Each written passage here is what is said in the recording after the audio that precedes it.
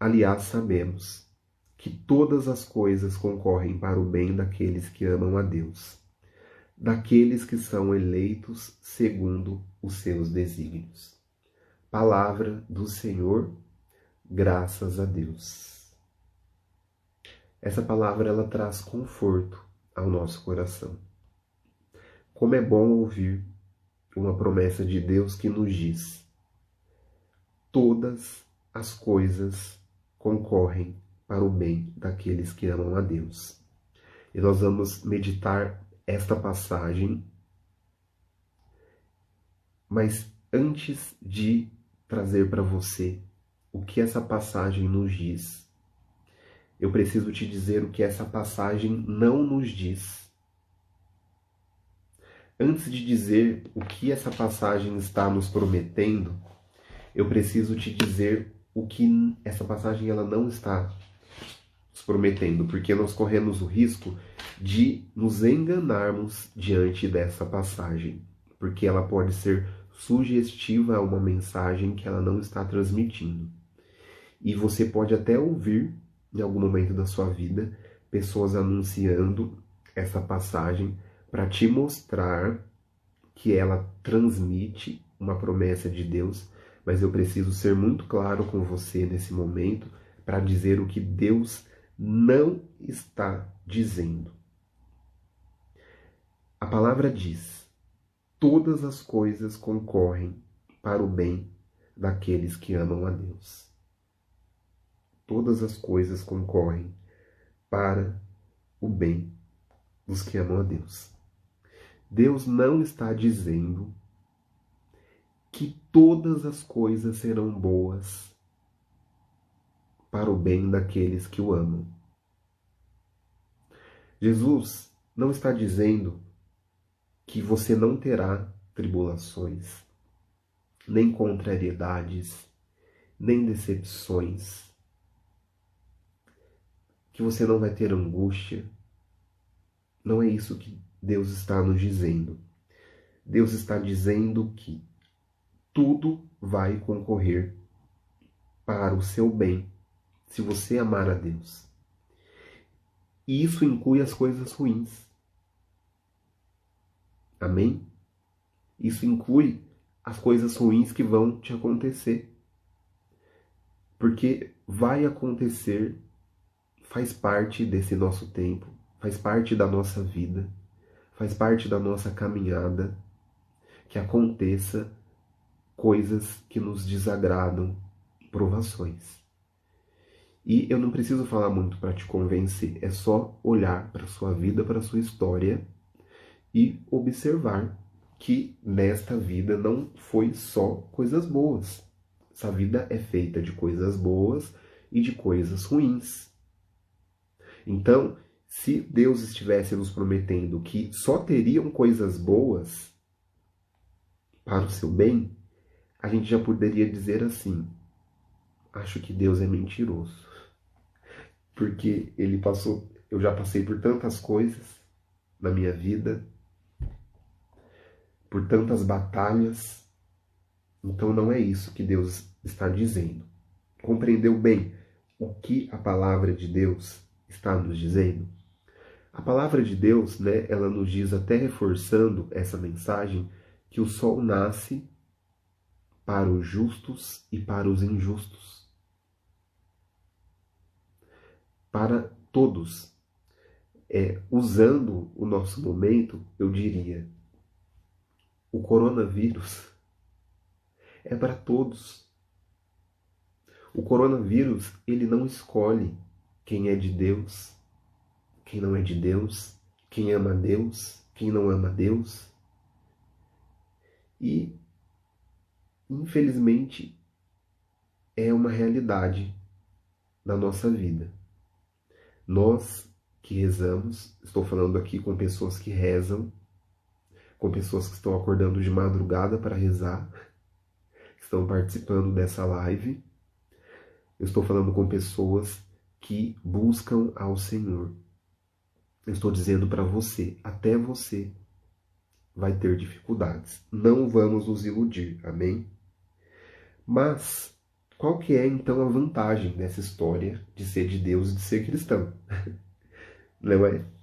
Porque, assim, se ser cristão ou não ser cristão não me impede de ter tribulações, qual que é a vantagem?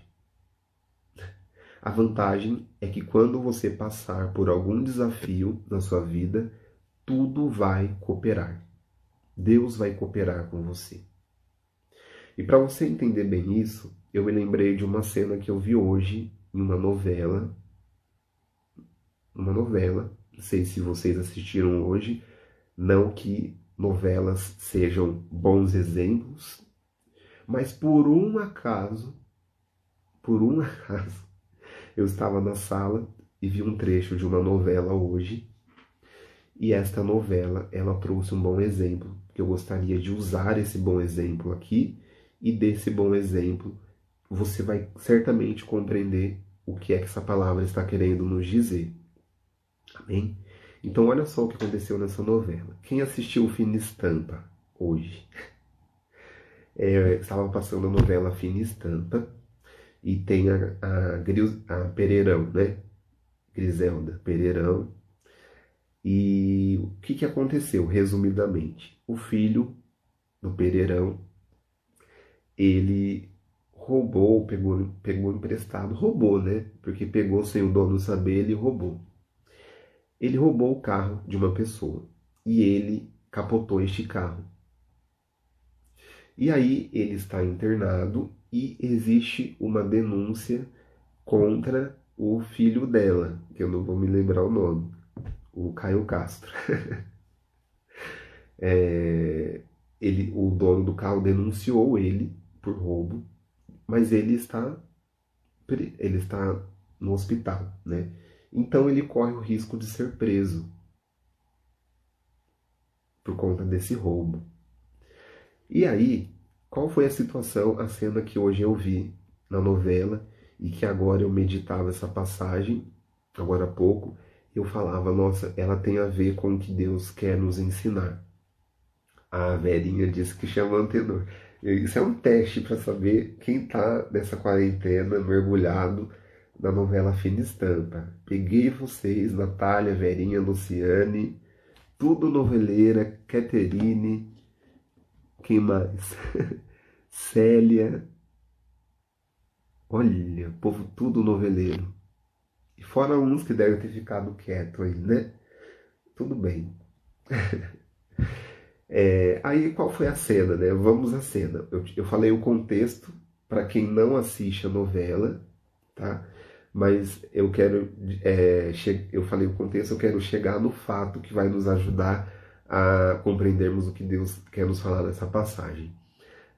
O Pereirão, a Griselda, foi até o dono do carro, conversou com o dono do carro. Como chama o dono do carro? Quem souber essa é que realmente assiste. Chegou para o dono do carro e foi conversar com ele. No final da conversa, o dono do carro, ele disse que... Perguntou para ela assim, você não vai pedir para eu soltar o seu filho? Porque ele tinha certeza que ela estava conversando com ele para soltar o filho. E ela disse, não foi para isso que eu vim conversar com você. Não foi para que você retire a denúncia contra meu filho. Por quê? Meu filho precisa aprender o que é certo e o que é errado. Meu filho precisa aprender que não é certo roubar carro dos outros. E eu, como mãe, claro que não foi com essas palavras que ela disse, eu, como mãe, não vou pedir para você tirar a queixa contra ele, porque meu filho precisa pagar pelo que ele fez. A atitude da mãe foi boa ou ruim? Se você olhar só a atitude, antes de você me responder, eu vou explicar, senão você vai correr o risco de errar. A atitude da mãe para o filho, do ponto de vista do filho. Minha mãe não me ajudou a sair da prisão, de ser preso. A atitude da mãe foi ruim. na visão do filho. Quando ele souber que a mãe dele não pediu, não intercedeu por ele, eu falei que vocês iam tudo errar. A atitude da mãe foi ruim. Para o filho foi ruim. O pensamento do filho foi ruim. Quando o filho souber que a mãe não pediu para o dono do carro tirar ele da prisão, ele vai falar assim: minha mãe teve uma atitude ruim. Certo? Então, Deus faz exatamente isso com a gente. Mas compreende que esta mãe teve uma atitude ruim nos olhos do filho, dos pensamentos do filho, para o bem dele. A mãe se utilizou de um acidente trágico, porque o filho capotou o carro, para o filho aprender a ser honesto. Então, Deus faz exatamente isso. Às vezes tem acontecimentos na nossa vida que aparentemente, no nosso olhar de filho, no nosso olhar, na nossa visão de quem vai passar por uma provação, talvez você já teve até uma oração negada, né? Eu acredito que muitos aqui que estão acompanhando a live já tiveram alguma situação em que você pediu algo para Deus e você não foi atendido e você achou que Deus estava sendo ruim com você. Talvez você tenha questionado Deus: por que o Senhor não me ouve? Isso acontece muito. Porque nós temos o olhar do filho. Nós não temos o olhar de Deus. Você tem o olhar daquele que vê o fato isolado, o fato imediato. Ou seja, minha mãe me ferrou. Mas a mãe teve uma sabedoria tão incrível, porque no valor da mãe, embora eu acredito que isso pode mudar nos próximos capítulos, mas hoje foi assim, no valor daquela mãe, mais vale o filho ser preso do que o filho ser desonesto. E Deus também tem este pensamento. Mais vale ele não atender um sonho, uma oração, um desejo, um capricho. Mais vale ele permitir que a gente passe por tribulações, por dores, por doenças, por pandemias e por aí vai. Mais vale isso do que ele conceder algo e nós nos perdermos. Então, esse fato que eu contei para vocês da novela é perfeito para a gente entender a dinâmica de Deus. Porque eu não tenho dúvidas, não significa que Deus ocasiona as coisas ruins. Não significa que Deus proporciona as coisas ruins. Porque na novela, foi a mãe que roubou o carro? Não. Foi liberdade do filho. Na nossa vida também, muitos males acontecem pela nossa liberdade, pela nossa escolha errada, e é consequência, gente. É consequência. Não tem jeito. Então, não foi a mãe que roubou o carro. Não foi a mãe. E o filho capotou. Que culpa tem a mãe disso tudo? Nenhuma. Então, muitas coisas acontecem na nossa vida, nós somos imediatistas. Por que que Deus fez isso? Por que que Deus permitiu? Gente, não foi Deus, é liberdade. Deus nos deu a liberdade, o livre-arbítrio. Então são escolhas erradas que a gente faz.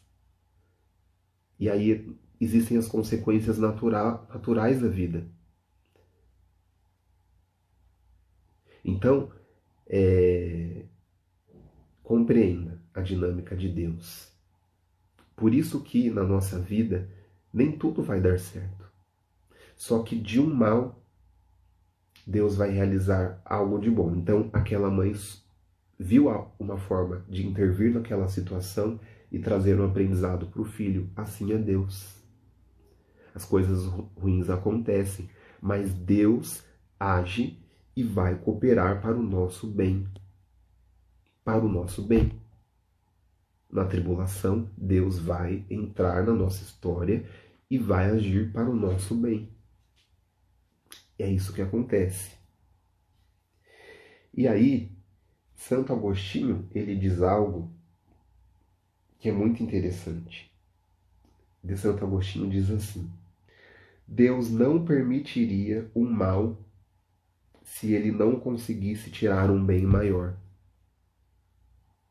Deus não permitiria um mal se ele não conseguisse tirar um bem maior.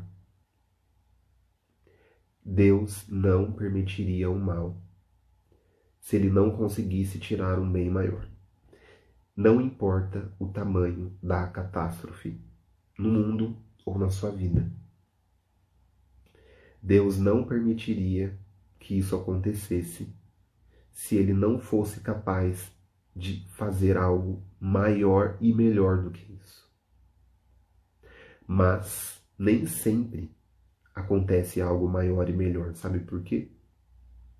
Sabe de quem é a culpa? Tua e minha. A culpa não é de Deus, porque Ele pode tirar algo de grandioso. Só que vai se aproximando do finalzinho desse versículo. Tem uma condição para Ele fazer algo de bom. Amar a Ele. A gente vai chegar nessa parte. Tudo coopera para o bem daqueles que amam a Deus.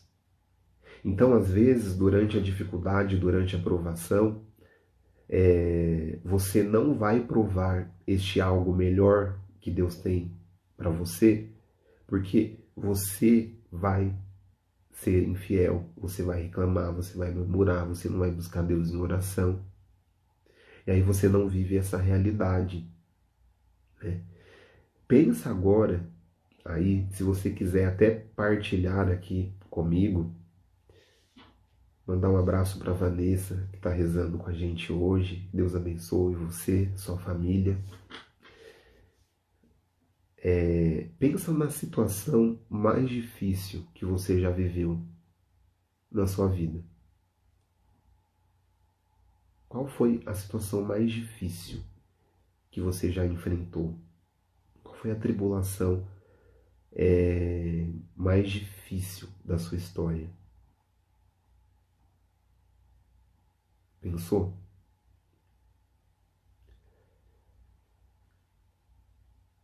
Desta situação,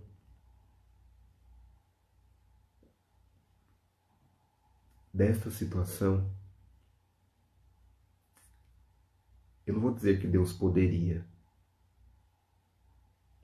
Eu vou dizer que Deus pode fazer algo maior. Mesmo que seja um fato muito passado, muito antigo. Deus ainda pode realizar algo muito maior. Tá bom?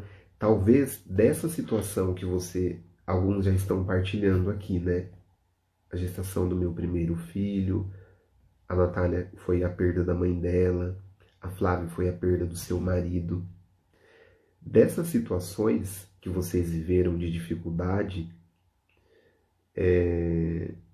a Marisa também é uma mulher provada na dor, né, Marisa?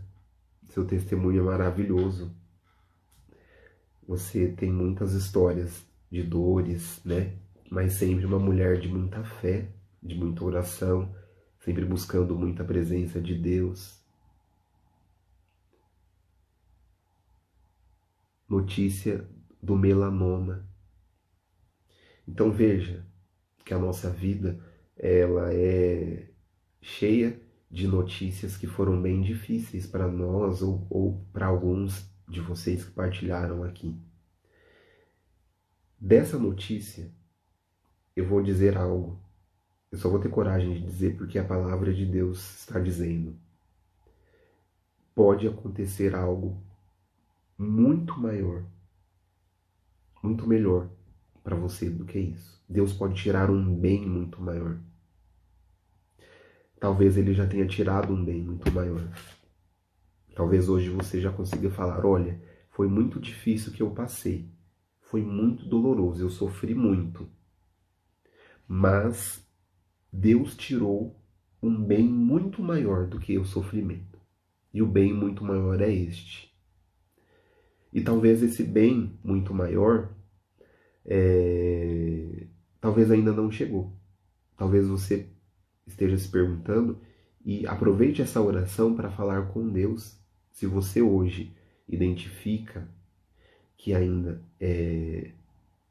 não se tirou um bem muito maior de tudo isso, você pode buscar não questionar a Deus. Não é questionar, tá? É discernir com Deus o porquê este bem não aconteceu ou porque esse bem você não percebeu. E talvez você não percebeu o grande bem que Deus já realizou. Às vezes ele já realizou um grande bem. Só falta você perceber, você tomar posse.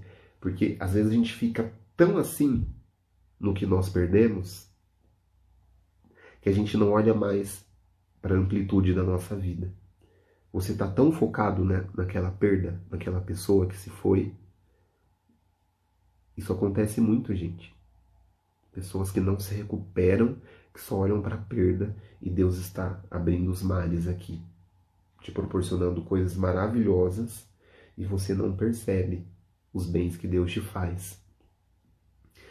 E eu preciso dizer para você que ainda não identifica, né, que Deus tirou algo muito melhor daquele mal que te aconteceu.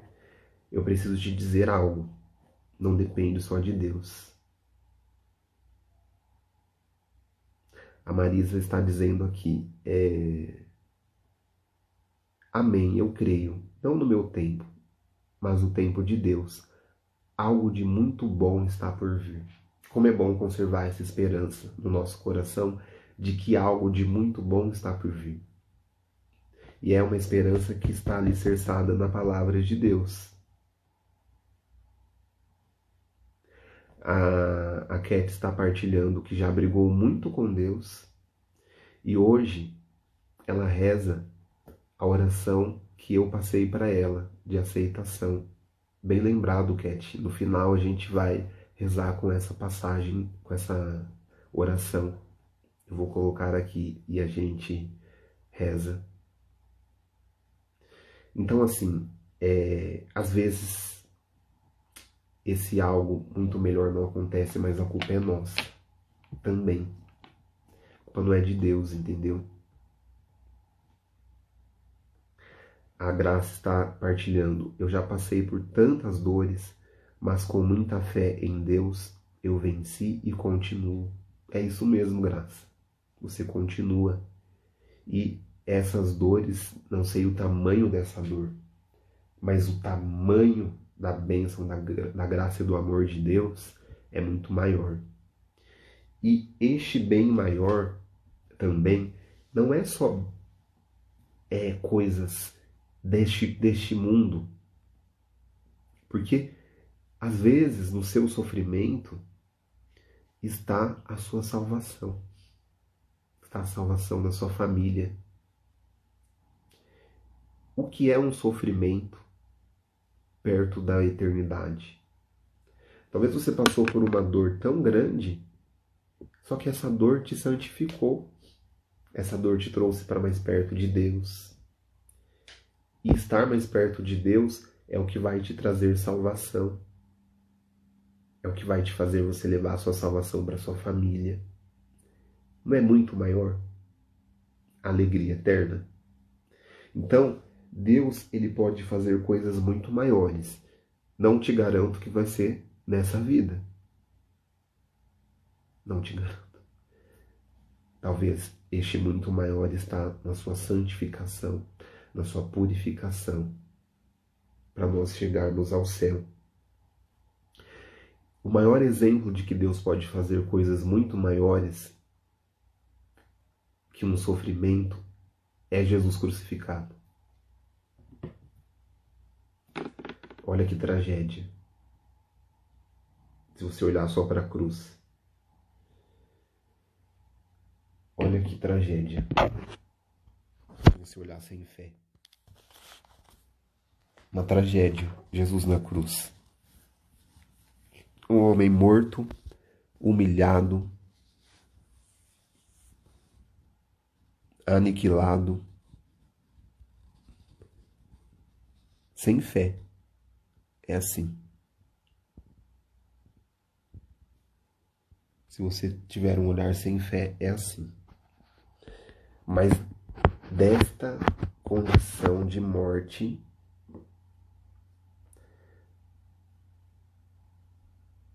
tudo cooperou em favor da morte de Jesus. E ele está vivendo eternamente à direita do Pai. Muito melhor, não é? Além disso, ele nos trouxe a vida eterna, a nossa salvação. Muito melhor, né?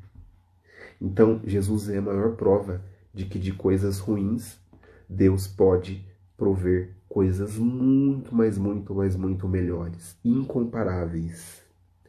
Se você um dia quiser uma prova,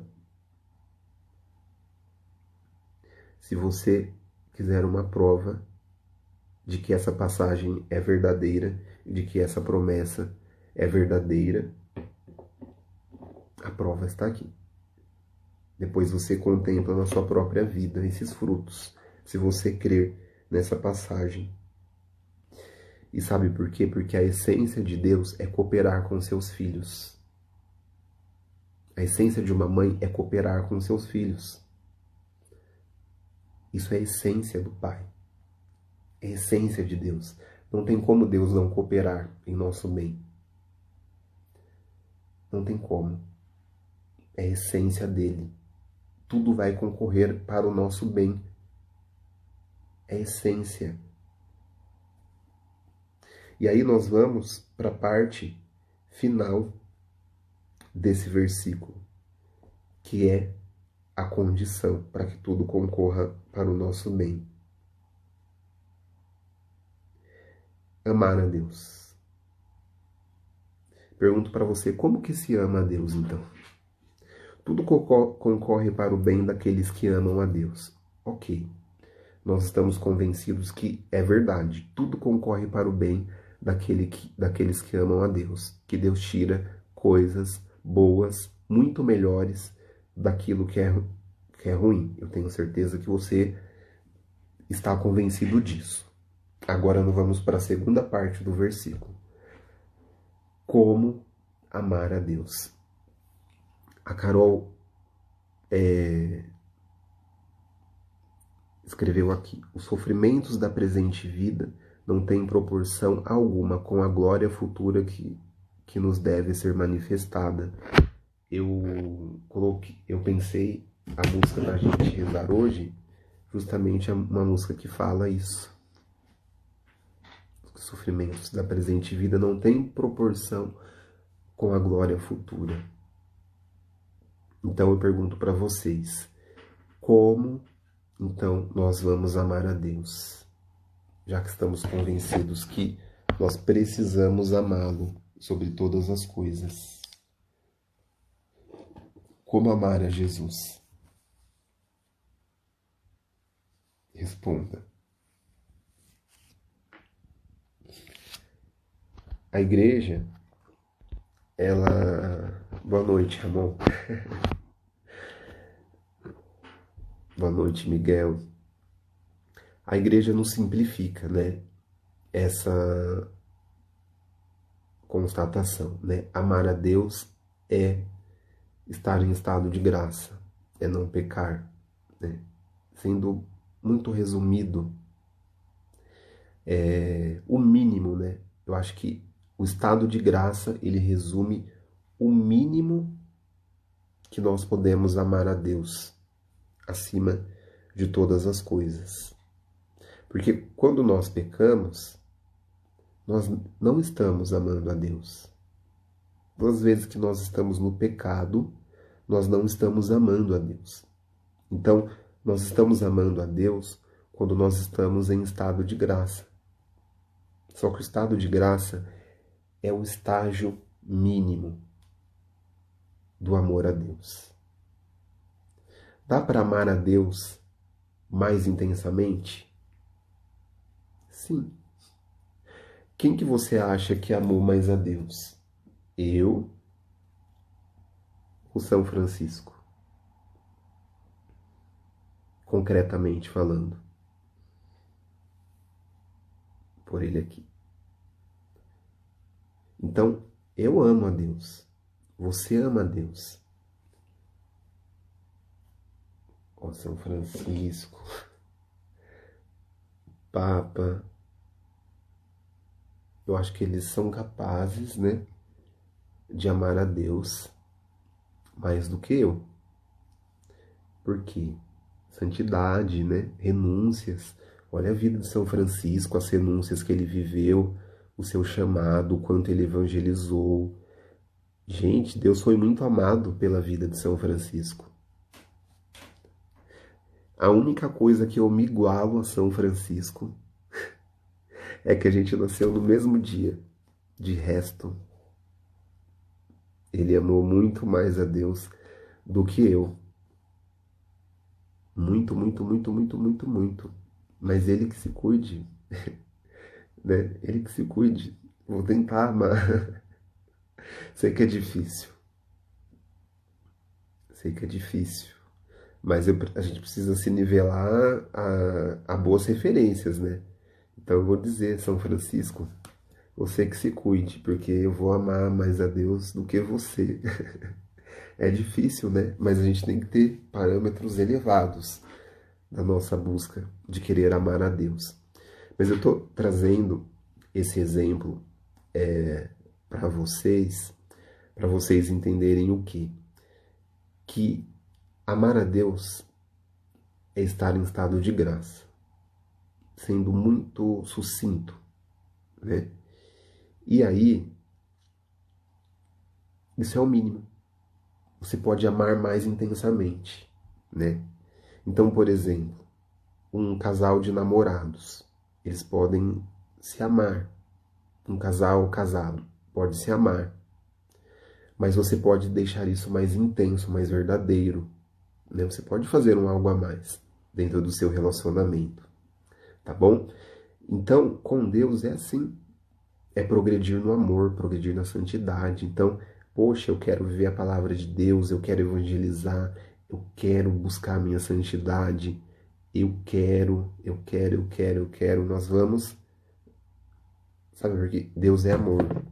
Ele tá aqui, a gente tá aqui, não é? Então, eu vou progredindo, eu vou amando a Deus, eu vou amando a Deus, eu vou me aproximando do amor pleno e perfeito, né?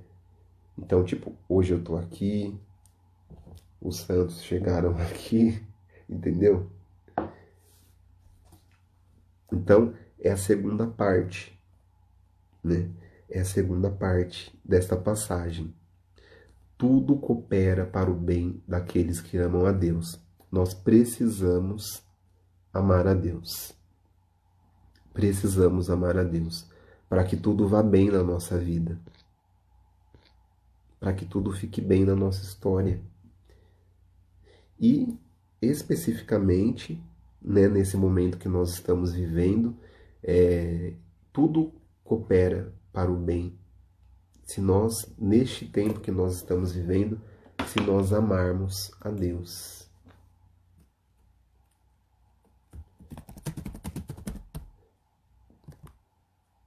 Eu vou pôr aqui a música para a gente rezar, para você ouvir essa canção, para que Deus cele este momento. Mas antes de nós ouvirmos a canção, convido você a fechar os seus olhos e a pedir a Deus que lhe conceda essa graça, a graça de amá-lo sobre todas as coisas, a graça de sem reservas,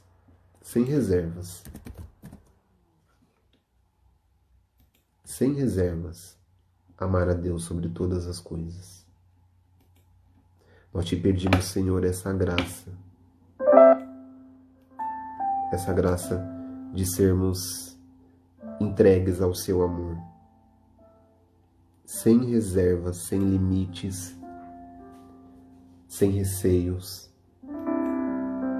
porque nós precisamos que nossa vida tudo concorra para o nosso bem.